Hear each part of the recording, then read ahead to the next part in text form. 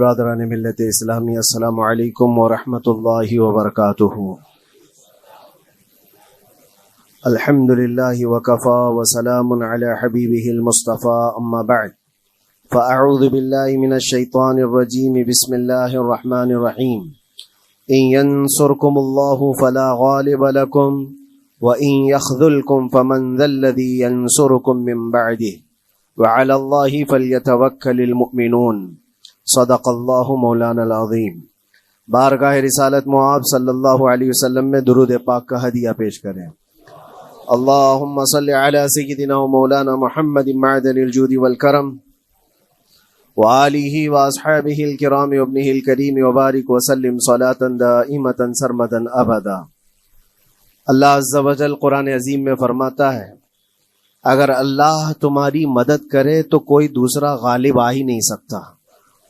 ان ینصرکم اللہ فلا غالب لکم، تم پر کوئی غلبہ حاصل نہیں کر سکتا اگر اللہ تمہاری مدد کرے۔ وَإِن يَخْذُلْكُمْ فَمَنْ ذَا الَّذِي يَنْصُرُكُمْ مِنْ بَعْدِهِ، اور آگے اللہ فرماتا ہے، اور اگر اللہ تمہیں چھوڑ دے یا گرا دے تو کون ہے اس کے بعد جو تمہاری مدد کرے؟ کوئی ہے جو اللہ کے علاوہ تمہاری مدد کر سکتا ہے؟ جب نہیں ہے تو پھر آگے ہونا کیا چاہیے؟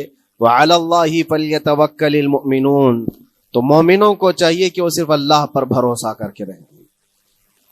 فتح، نصرت، مدد، یہ سب جو چیزیں ہیں بہت سارے لوگوں کے ذہن و دماغ میں ایسے ہے کہ فوراً آ جانا چاہیے۔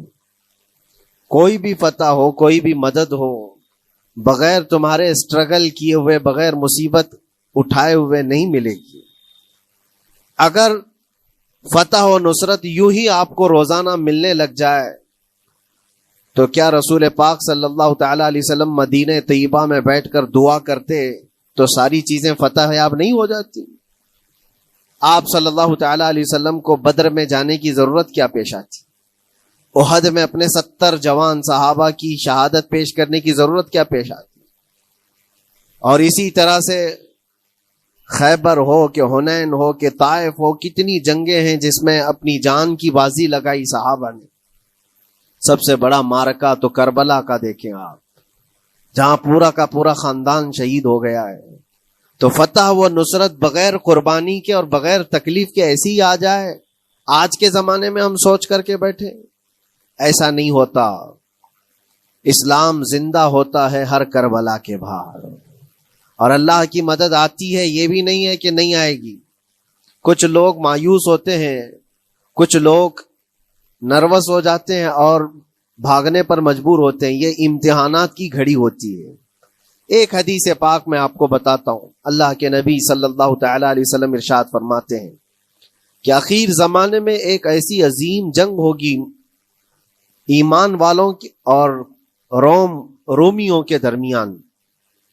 کفار و مشرکین ہیں اور مسلمین ہیں۔ اس کو ملحمۃ الکبریٰ کہا گیا ہے، قیامت سے قریب ہونے والی یہ سب سے بڑی جنگ ہے۔ اسی سے آپ اندازہ لگائیں، اللہ کے حبیب صلی اللہ علیہ وسلم ارشاد فرماتے ہیں کہ اس میں کفار و مشرکین 80 جھنڈوں کے نیچے آئیں گے، اور ہر جھنڈے کے نیچے 12,000 کی فوج ہوگی، جو تقریباً حساب کرنے پر 9,60,000 کی فوج بن جاتی ہے۔ اگر وہ مومنین سے مقابلہ کرنے کے لیے اتنی بڑی فوج ایک جگہ جمع ہوتی ہے تو پھر اس جنگ کا اندازہ کریں کتنی بڑی۔ اس کو الملحمۃ الکبریٰ کہا گیا ہے اس لیے کہ اس میں گوشت کے چھیتڑے اڑیں گے۔ ملحمہ جو کہا گیا ہے عربی میں کہ گوشت کے ٹکڑے ٹکڑے دیکھے جائیں گے، اس قدر اس میں جانیں جائیں گی۔ اس جنگ کے متعلق جو اللہ کے حبیب صلی اللہ علیہ وسلم نے پیشین گوئی کی ہے، جو پہلے سے خبر دی ہے، وہ کیا ہے؟ فرمایا کہ پہلا دن جب ہوگا مقابلہ کا تو اس میں مسلمانوں کی جماعت میں تعداد کتنی ہوگی یہ تو نہیں بتایا گیا۔ کفار و مشرکین کے تو بتایا کہ 80 جھنڈوں کے نیچے آئیں گے، لیکن مسلمان اور مومنین جو لڑ رہے ہیں ان کی تعداد کا کوئی علم نہیں ہے ہمیں، لیکن یہ پتا ہے کہ ان میں سے 1/3 ایک پوری جماعت کا 1/3 حصہ میدان چھوڑ کر بھاگ جائے گا۔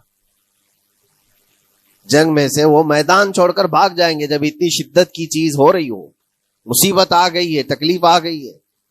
ایک تہائی میدان چھوڑ کر بھاگ جائیں گے.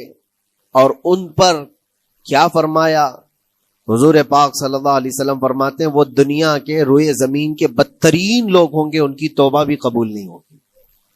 وہ سب سے بدترین لوگ ہوں گے, پیٹھ دکھا کر جو نکل چکے.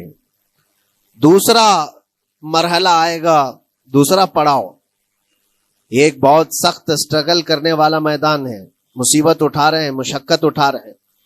دوسرا دن ایسا ہوگا کہ مومنین کی جماعت کا 1/3 ایک تہائی حصہ شہید ہو جائے, قتل ہو جائیں گے.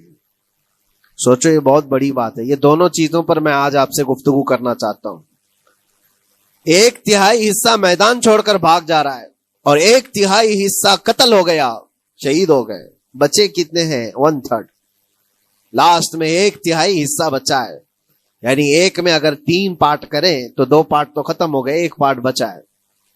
اور اللہ کے نبی صلی اللہ علیہ وسلم فرماتے ہیں اللہ رب العزت اس آخری تہائی حصے کو فتح مبین عطا فرمائے گا. فتح تو ہے ان کی, فتح ہوگی ان کی, لیکن جو حصہ بچا ہوگا وہ آخر کا 1/3 حصہ ہوگا. اب اس پر مجھے عرض یہ کرنا ہے, مومنوں کو اگر فتح دیکھنا ہے, اللہ کی نصرت اور مدد دیکھنی ہے, تو یہ 2 چیزیں تو برداشت کرنی پڑیں گی. کون سی؟ پہلی چیز اپنوں کا چھوڑ کر بھاگ جانا, اور دوسرا اپنوں کا اپنے سامنے مر جانا. یہ دونوں چیزیں ہمیں دیکھنا پڑے گا. بہت سارے ایسے ہوں گے جو چھوڑ کر جا چکے ہوں گے, دامن چھڑا رہے ہوں گے, بھاگ چکے ہوں گے, اور کچھ وہ ہوں گے جو لڑتے لڑتے اپنی جان دے چکے ہوں گے. یہ دونوں بھی بہت سخت مسئلے ہیں میرے عزیزوں. انسان کو یہ پگھلا دیتی ہیں چیزیں. اگر آپ کو ایسا لگے کہ میرے اپنے جاننے والے لوگوں میں سے کچھ لوگ مجھے چھوڑ کر بھاگ جا رہے ہیں, تو یہی انسان ٹوٹ جاتا ہے. اس کے دل کی کیفیت بدلنے لگ جاتی ہے. وہ پھر مایوسی کا شکار ہونے لگتا ہے. میری جماعت میں 100 لوگ تھے, 90 تو بھاگ رہے ہیں, 10 کیا کریں گے؟ اس کا اندر سے جو عزم تھا, حوصلہ تھا, وہ ڈاواں ڈول ہونے لگ جاتا ہے. اپنوں کا چھوڑنا یہ بہت بڑی آزمائش ہوتی ہے. وہ کسی بھی میدان میں آپ دیکھ لیں, کسی بھی میدان میں اپنے لوگ اگر چھوڑ دیتے ہیں تو یہ اس کے لیے آزمائش ہے بہت بڑی. اور دوسری آزمائش تو یہ ہے, بچے آدھے تھے, اس میں سے تو آدھے انتقال کر گئے. کبھی میرا عزیز دوست, کبھی میرا عزیز مشورہ دینے والا مشیر, کبھی بہت زیادہ مجھے سپورٹ کرنے والا, ایسے لوگ جب انتقال کرنے لگ جائیں تب پھر آدمی پھر ٹوٹ جاتا ہے. کچھ تو بھاگ گئے اور کچھ تو قتل ہو گئے. میں کیا کروں گا؟ میرے عزیزوں, جو آخر میں بچنے والے لوگ جو ہوتے ہیں نا, وہ معمولی نہیں ہیں. وہ اللہ کی ذات پر سب سے زیادہ توکل کرنے والے لوگ ہیں. ان کو کوئی چیز ہٹا نہیں سکتی. اپنوں کی بے وفائی بھی ان کے قدموں میں لرزہ نہیں لاتی, اور اپنوں کا انتقال ہو جانا بھی ان کے حوصلوں کو نہیں توڑتا. تبھی جا کر کے اللہ تعالیٰ انہیں فتح مبین عطا فرماتا ہے.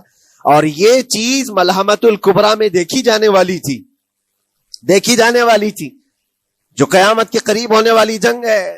لیکن میرے عزیزوں, آج ہم نے اپنی آنکھوں سے یہ مشاہدہ کیا ہے غزہ کی سرزمین پر, فلسطین میں 15 مہینے کے بعد آج صہیونی حکومتیں اور یہودی غاصب حکومتیں صلح کرنے پر اور ایگریمنٹ کرنے پر مجبور ہو گئی. دنیا ان کے منہ پر تھوک رہی ہے. تم 50,000 سے زیادہ لوگوں کو قتل کر کے صرف 200 لوگوں کو چھڑانے کے لیے آج بھی فتح کا جشن منا نہیں پا رہے ہو, بلکہ پھر جھک کر کے ان کے ساتھ معاہدہ ایگریمنٹ کرنے پر مجبور ہو.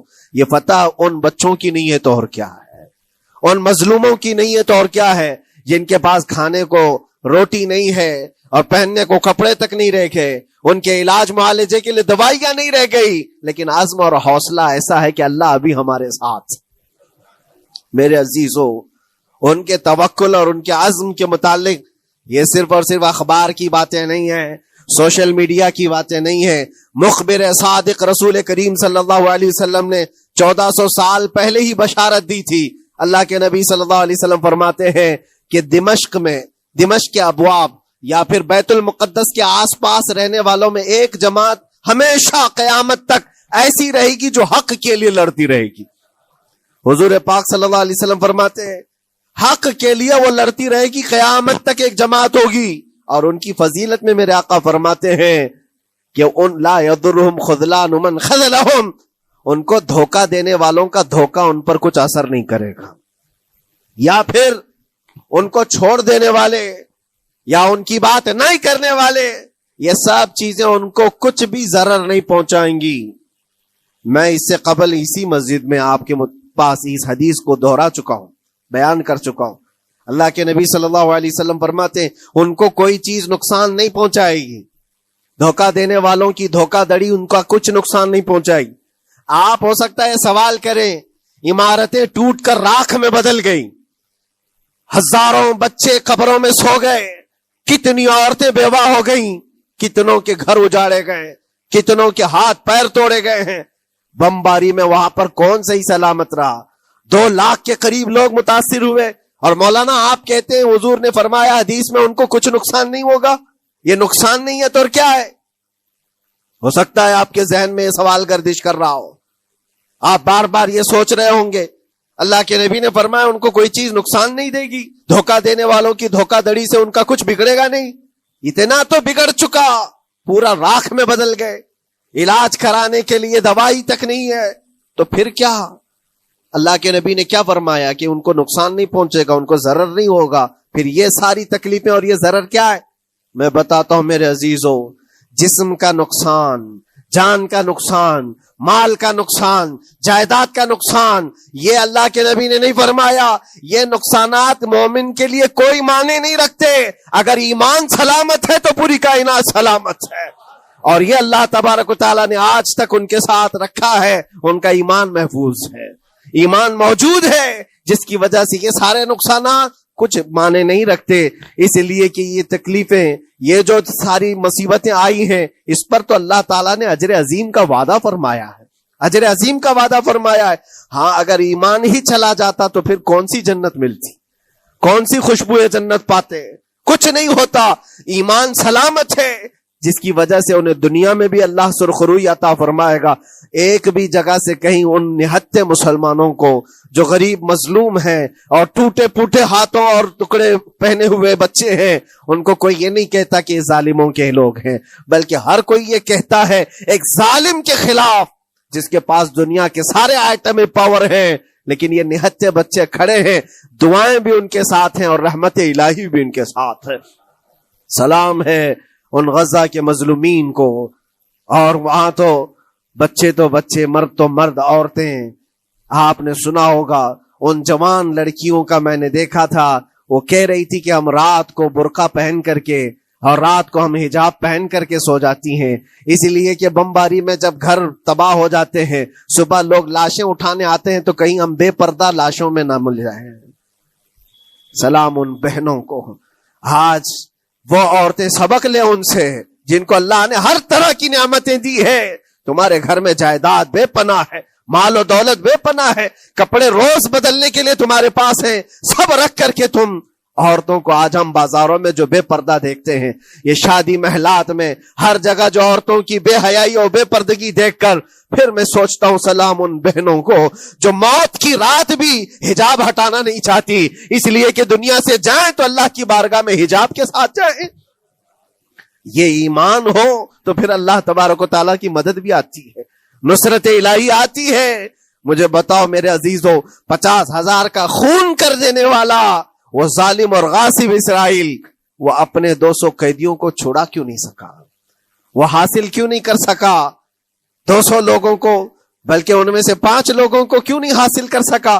50,000 کو قتل کر ڈالا، اور وہ بھی سیویلینز کو، شہریوں کو جن سے تمہارا مقابلہ ہے، ان کی موت کی تو کوئی خبر ہی نہیں آتی. جو تم سے برسر پیکار ہیں، جو لڑ رہے ہیں، ان کے موت کی خبر نہیں آتی. بچوں کی موت، عورتوں کی موت، ہاسپٹل میں موت، یہ سارا جو ناچ دیکھا گیا ہے 15 مہینے سے ہم دیکھتے آئے. لیکن افسوس اس بات کا ہے میرے عزیزوں، اللہ کا عذاب ان ظالم بادشاہوں پر بھی آئے گا جو ان کی موتوں پر دیکھ کر تماشے کر رہے ہیں.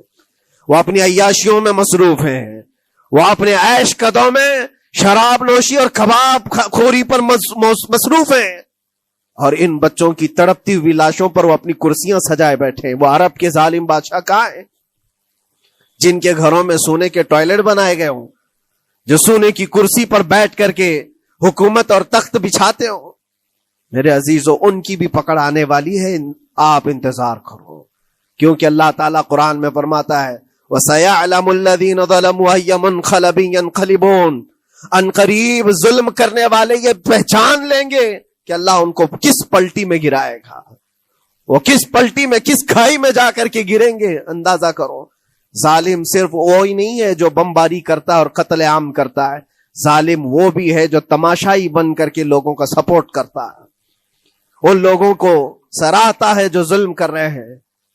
افسوس کا مقام ہے، وہ چیختے رہ گئے، چلاتے رہ گئے ہیں، اور پھر اخیر میں وہ بچوں نے پکار کر کے یہ بھی کہا ہمیں کسی جگہ سے مدد کی امید نہیں ہے، نہ ہمارے پڑوسی ملک سے، نہ کسی بہت بڑے مسلم بادشاہ سے، ہمیں امید ہے فتح کی اور مدد کی تو پروردگار عالم سے ہے۔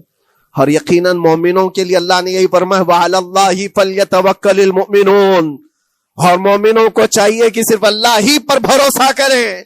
میں نے دیکھا ہے میرے عزیزو، یہ دنیا صرف اور صرف لالی پاپ پکڑا سکتی ہے تمہیں، ان کے ہاں مدد کی کوئی گنجائش نہیں ہے، یہ ہمارے ساتھ کھیلتے ہیں، ان کے دلوں کے اندر سے رحم غائب ہے، یہ بچوں کی تڑپتی ہوئی لاشوں کو دیکھ کر کوئی آواز تک نہیں اٹھاتا، جو آواز اٹھانے والا اس کو کیس کر کے بند کر ڈالیں گے۔ جو بھی اگر مظلوموں کے لیے آواز اٹھائے، ان کا پرچم لہرائے، تو کتنے تو یہاں پر FIR ہو گئے، بند کر دیے گئے۔ کیوں؟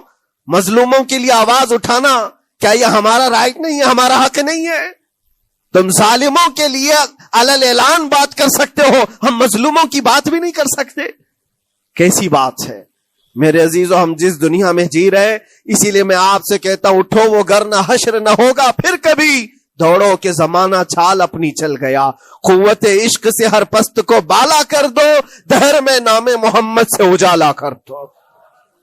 تمہارے پاس طاقت و قوت نام کی کوئی چیز ہے تو وہ ایمانی طاقت ہے، باقی کوئی چیز، کوئی طاقت و قوت تمہاری مدد نہیں کرے گی۔ وہ قوت ایمانی ہے جو بدر میں صحابہ کے ساتھ تھی، وہ قوت ایمانی ہے جو احد میں بھی صحابہ کے ساتھ تھی، وہ ایمانی طاقت و قوت کا جوش ہی ہے جو 4000 ہوتے تو 40,000 پہ بھاری ہوا کرتے تھے، وہ ایمانی طاقت و قوت ہی ہے جس پہ اللہ کی مدد اور نصرت آتی ہے۔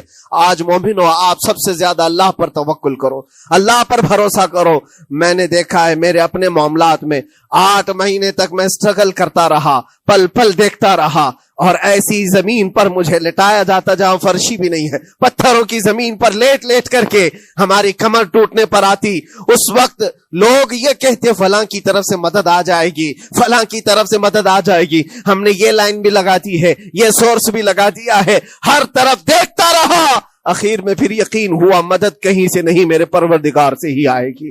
اللہ ہی مدد کرتا ہے مومنوں کی، بس یہ ہے کہ صبر ضروری ہے اور تھوڑی مصیبت اٹھانا ضروری ہے، اس لیے کہ مزاج ہے اسلام کا، اسلام زندہ ہوتا ہے ہر کربلا کے بعد۔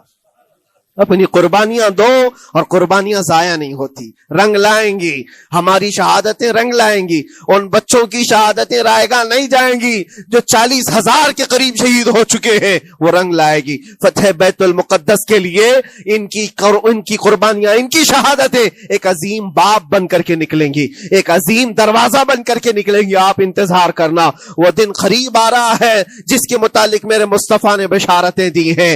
ایک وقت وہ آئے گا جب امام مہدی کا ظہور ہوگا اور صرف پرچم اسلام لہرائے گا، وہ دن آئے گا، یہ قربانیاں ضائع نہیں جائیں گی میرے عزیزوں۔ اور اللہ کریم نے قرآن میں فرمایا، آپ لوگ ڈرتے ہوں گے مولانا پھر سے یہ ساری چیزیں بول رہے ہیں، ان کو برا لگے گا، ان کو برا لگے گا، بہتوں کو برا لگے گا، یہ میری بات نہیں، قرآن کہتا ہے وَلَوْ كَرِهَ الْكَافِرُونَ وَلَوْ كَرِهَ الْمُشْرِكُونَ۔ اللہ قرآن میں فرماتا ہے یریدون لیطفئوا نور اللہ بافواہہم، لوگ تو چاہتے ہیں اللہ کے چراغ کو اپنے منہ کے پھونکوں سے بجھا دیں، اللہ کے چراغ کو اپنے منہ کے پھونکوں سے بجھا دیں۔ اللہ کا چراغ اسلام ہے، اللہ کا چراغ یہ قرآن ہے، اللہ کا چراغ رسول پاک کی ذات ہے، اور ظالم یہ چاہتے ہیں اپنے منہ کے پھونکوں سے اس چراغ کو بجھا دے۔ اور قرآن کہتے ہیں واللہ متم نورہ، اللہ تعالیٰ اپنے نور کو، اپنے چراغ کو مکمل کر کے رہے گا اور پوری دنیا میں غالب آ کر رہے گا۔ آخر میں یہ جملہ اللہ نے فرمایا اگرچہ کافروں یہ بات ناپسند کرتے ہوں، اگرچہ مشرک یہ بات ناپسند کرتے ہوں، میں نہیں کہہ رہا، اللہ کہہ رہا ہے یہ بات تو بری لگے گی ہی۔ ایسا کیوں بولتے ہیں؟ اس لیے کہ یہ ہونے والا ہے جو قرآن نے کہا۔ یاد رکھو زمین اوپر جا سکتی ہے، آسمان نیچے آ سکتا ہے، لیکن میرے رب کا فرمان کبھی ٹل نہیں سکتا۔ جو قرآن نے کہا ہے وہ ہو کر رہے گا، اور اسی پر ایمان ہم سب مومنوں کی شان ہے، ہم سب مومنوں کی شان ہے۔ بس آپ کے لیے ذمہ داری یہ ہے، آؤ ان برائیوں کی وادیوں سے جس میں پڑے ہوئے ہو، نوجوانوں سے میں گزارش کرتا ہوں تمہاری نمازوں کا حساب کر لو، تمہارے اپنے اعمال کا حساب کر لو۔ اللہ کی مدد کو پکارتے ہو تو یقیناً اپنے چہرے صاف تو کر لو، اپنے دلوں کو پاک تو کر لو، اپنے اعمال، اپنی پیشانیوں کو مسجدوں کے سجدوں سے سجا تو لو۔ پھر مانگنے میں تمہیں ایک مزہ بھی آئے، ایک لطف بھی آئے، رحمان کی بارگاہ میں ہاتھ اٹھائیں تو آپ کو لطف بھی آئے، اپنے لیے بھی اور مظلومین کے لیے بھی مانگنے میں مزہ تو آئے۔ لیکن جب آج ہاتھ اٹھاتے ہیں تو پھر یہ دل میں بات آتی ہے فجر تو قضا کر کے سویا تھا، عشاء تو پڑھا نہیں تھا، اور میرے حالات یہ ہیں، حرام کھایا ہوا ہے، کسی کا مال غصب کیا ہوا ہے۔ ان تمام معاملات کو لے کر کس طرح سے ہاتھ اٹھاؤ گے اللہ کی بارگاہ میں؟ پہلے اپنے آپ کو پاک کر لو میرے عزیزو۔ جب صاف ستھرے ہو جاؤ تو پھر اللہ کی مدد بھی آئے گی۔ اس لیے کہ دنیا میں ہم نے دیکھا ہے صاف پیالہ لے کر کے آؤ گے تو دودھ بھی ڈالا جا سکتا ہے اور مٹھائی بھی دی جا سکتی ہے، لیکن پیالے میں ہی کیچڑ بھر کر کے لاؤ تو دودھ دینے والا کیا اس میں دودھ ڈالے اور مٹھائی دینے والا کیا اس میں مٹھائی ڈالے۔ یہ تو دنیا والوں کا دستور ہے، بلا تشبیہ و بلا تمثیل۔ اپنے پاک دلوں کو لے کر اللہ کی بارگاہ میں جاؤ تو فوراً تمہارے لیے مدد بھی آ جائے، فوراً مدد بھی آ جائے۔ اللہ کریم ان غزہ کے نہتے اور مظلوم مسلمانوں کی فتح کو سدا قائم و دائم رکھے، اور ان کے ٹوٹے پھوٹے بکھرے گھروں کو اللہ تعالیٰ پھر سے آبادی عطا فرمائے، ان کے کمزوروں کو مولا طاقت و قوت عطا فرمائے، ان کے شہیدوں کو مولا اجر عظیم نصیب فرمائے، ان کی بیواؤں کو مولا صبر جمیل عطا فرمائے، ان کے یتیموں کو مولا طاقت و قوت عطا کرے، ان کی مسجدوں کی آواز اور ان کی گونج کو مولا پھر سے بلندی عطا فرمائے، اور ان کے صبر اور ان کے استقامت اور ان کے حوصلے کو مولا پورے دنیا کے مومنین کے دلوں میں قائم عطا فرمائے۔ ان کے ہر طرح کے حوصلے، ان کے صبر اور ان کے مجاہدانہ استقلال کو مولا ہم سب کے لیے ذریعے نجات عطا فرمائے۔ ہماری نسلوں کے لیے اللہ تعالیٰ ایک سبق آموز حکایت عطا فرمائے۔ مولا کریم تیرے دربار میں دعا ہے ہم سب کو بزدلوں کی جماعت سے نجات عطا فرما۔ مولا ہم کو منافقین اور مشرکین اور کافرین کے وسوسوں اور ان کے تمام فتن و شرور سے محفوظ فرما دے۔ ہم سب کو ظالموں کے ظلم سے بچا، فتینوں کے فتنے سے بچا، شرین کے شر سے بچا، حاسدین کے حسد سے بچا، جلنے والوں کی جلن سے محفوظ فرما۔ خدایا قدیر و جبار آخری سانس تک ہمارے ہاتھوں کو غیروں کے سامنے پھیلنے سے محفوظ فرما دے۔ تو اپنا اور اپنے حبیبوں کا محتاج بنائے رکھ۔ وآخر دعوانا ان الحمدللہ رب العالمین۔ السلام علیکم۔